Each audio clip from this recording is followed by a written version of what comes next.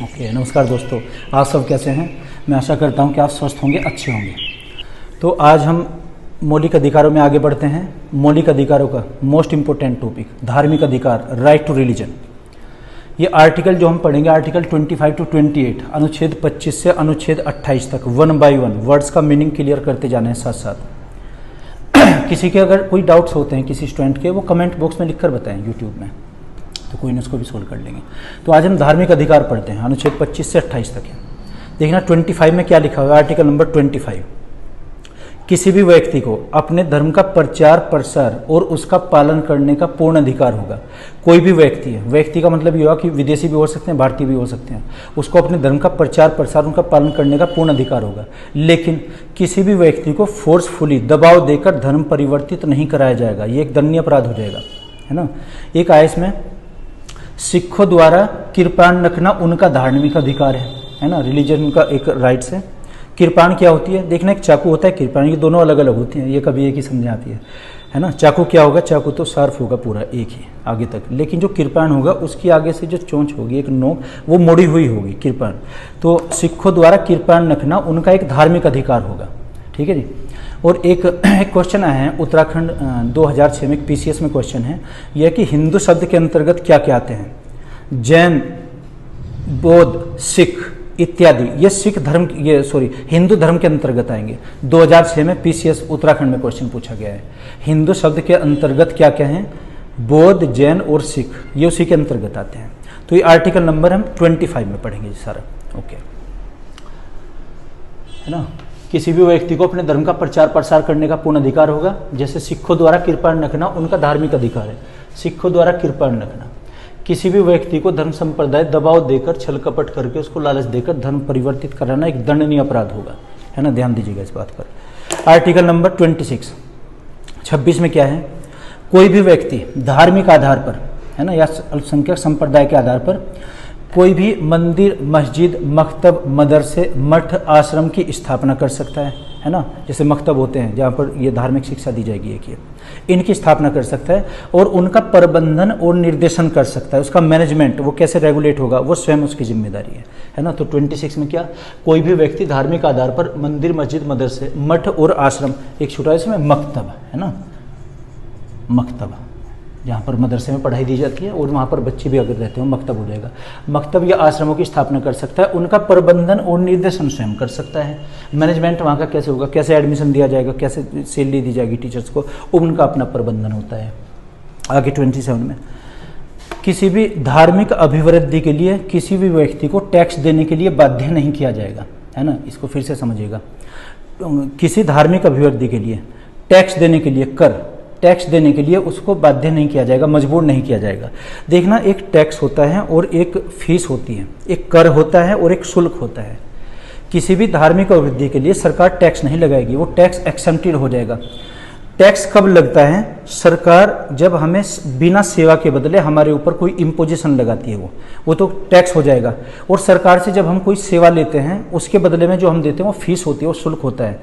मसलन जैसे एक मंदिर या मस्जिद है, उसमें हमने बिजली का कनेक्शन लिया हुआ है, बिजली का बिल तो आएगा ही, ये तो हम सरकार की तरफ से एक सुविधा ले रहे हैं, सरकार ने हमें सेवा दी, इसके बदले में हम शुल्क दे रहे हैं। इसका ये मतलब नहीं है कि सरकार हमारे से टैक्स ले रही है। तो धार्मिक अभिवृद्धि के लिए सरकार टैक्स इम्पोज नहीं कर सकती हमारे से, है ना, ये चीज़ें होती हैं।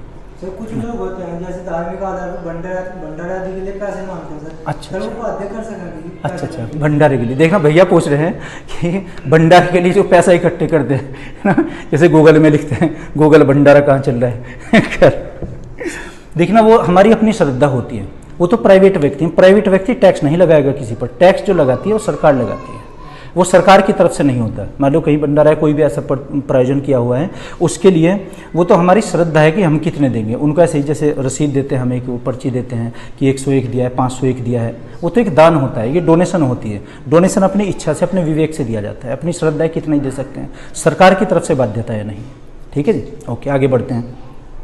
आर्टिकल नंबर 28 में क्या, 28 में, किसी भी सरकारी वित्त पोषित शिक्षण संस्था में कोई धार्मिक शिक्षा नहीं दी जाएगी। इसको समझते हैं। वित्त पोषित शिक्षण संस्थाएं कैसी होती हैं, जिनको पूरी तरीके से एक सरकार फाइनेंस देती है। सरकारी स्कूल जो होते हैं, जैसे आपने देखो ना प्राइमरी पाठशाला, ये सरकारी स्कूल है ना। इंटर कॉलेज होते हैं, सारे इंटर कॉलेज सरकारी नहीं होंगे। एक होते हैं ग्रांट, अनुदान द्वारा शिक्षण संस्थाएं दो तरह की होती हैं। एक तो पूर्णतः वित्त पोषित होंगी और एक होंगी अनुदान द्वारा ग्रांटेड, ग्रांट जो जहाँ से मिलेगा हमें अनुदान। तो पूर्णतः वित्त पोषित शिक्षण संस्थाओं में इनमें मैनेजमेंट कमेटी कार्य नहीं करती, और जो अनुदानित होते हैं कि ग्रांटेड, उनमें एक मैनेजमेंट कमेटी होती है ना, एक मैनेजर होता है स्कूल का। जैसे हम यहाँ देवबंद की बात करें तो रहती देवी कन्या इंटर कॉलेज एक सरकारी स्कूल है, पूर्णतः शिक्षण संस्था है, एक वित्त पोषित। और जो दूसरे हैं और इंटर कॉलेज हैं, हायर सेकेंडरी स्कूल हैं, वो क्या है, वो गारंटीड है, वो अनुदान पर चलते हैं। जो स्कूल अनुदान पर चलते हैं उनको डोनेशन लेने का भी अधिकार है, लेकिन उस डोनेशन को स्कूल के विकास में दिखाएंगे। मसलन कोई बिल्डिंग वहाँ पर बनाए या एक्स्ट्रा कोर्स चलाए या एक्स्ट्रा क्लासेज वो चलाए, प्राइवेट टीचर रख सकते हैं, लेकिन सरकारी स्कूलों में ऐसा नहीं होगा, है ना। एक लाइन में समझिए, किसी भी पूर्णतः वित्त पोषित शिक्षण संस्था, एक वर्ड में सरकारी स्कूल, सरकारी कॉलेज, है ना, सरकारी विश्वविद्यालय, किसी भी वित्त पोषित शिक्षण संस्था में या सरकारी स्कूलों में कोई धार्मिक शिक्षा नहीं दी जाएगी। आपने बहुत जगह देखा होगा, यहाँ पर जैसे देवबंद में एक रामकिशन इंटर कॉलेज है, तो वहाँ तो उसमें गायत्री मंत्र का भी जाप होता है ना, प्रेयर में असेंबली में वो कराया करते हैं गायत्री मंत्र। वो एक अनुदानित स्कूल है, वो करा सकते हैं ऐसा। इस्लामिया इंटर कॉलेज है, उसमें वो कोई दुआ पढ़ा सकते हैं, है ना, होता है ना। गुरु नानक इंटर कॉलेज, तो वहाँ पर सिख धर्म से संबंधित दोहे हम कुछ ऐसे पढ़ सकते हैं। लेकिन अगर वो सरकारी है, पूरी तरीके से 100% अगर वो सरकारी है, अब कोई धार्मिक शिक्षा नहीं दी जाएगी उसमें, है ना। तो आर्टिकल नंबर 28 एक बार फिर से रिपीट, किसी भी सरकारी वित्त पोषित शिक्षण संस्था में कोई धार्मिक शिक्षा नहीं दी जाएगी। याद रहेंगे? तो एक बार इसमें देख लेते हैं। 25 हुआ है, 26, कोई भी व्यक्ति धार्मिक आधार पर मंदिर, मस्जिद, मदरसे, मठ या आश्रमों या मकतबों की स्थापना कर सकता है। उनका प्रबंधन और निर्देशन वो स्वयं कर सकता है। आगे, धार्मिक अभिवृद्धि के लिए किसी भी व्यक्ति को टैक्स देने के लिए बाध्य नहीं किया जा सकता। लेकिन आपको बताया ना बच्चों, एक टैक्स होता है, कर देने के लिए बाध्य नहीं है। कर चीज़ अलग है, ये जो टैक्स है ये अलग, शुल्क दे सकता है वो शुल्क, जिसको हम क्या कहेंगे, फीस।